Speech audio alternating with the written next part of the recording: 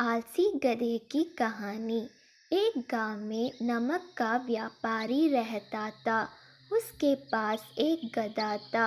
व्यापारी रोज अपने गोदाम से दुकान तक नमक ले जाने के लिए गधे का इस्तेमाल किया करता था।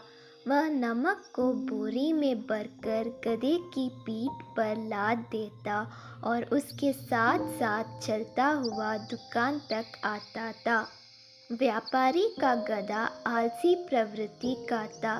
काम से बचने के लिए वह नित नए उपाय सोचता रहता था। गोदाम से दुकान तक के रास्ते में एक नदी पड़ती थी, जिस पर एक छोटा पुल बना हुआ है।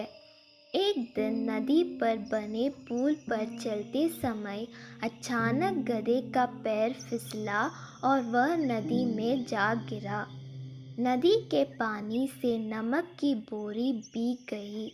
जब तक व्यापारी ने गधे को पानी से निकला, तब तक बोरी में भरा बहुत सारे नमक घुल चुका था। गधा जब चलने लगा तो उसे बोरी का भार बहुत कम महसूस हुआ और वह खुश हो गया। उसने सोचा कि अपने ऊपर लदा बोझ हल्का करने का ये बहुत बढ़िया तरीका है। अगले दिन वह जानबूझकर नदी में गिर पड़ा। नमक पानी में घुल जाने से बोरी का वजन फिर कम हो गया। उसके बाद से वह हर रोज ऐसा ही करने लगा। रोज रोज गधे की ये हरकत देखकर व्यापारी उसकी चालाकी समझ गया। उसने गधे को सबक सिखाने का फैसला कर लिया और अगले दिन बोरी में नमक के स्थान पर रूही भरकर गधे की पीठ पर लाद दिया।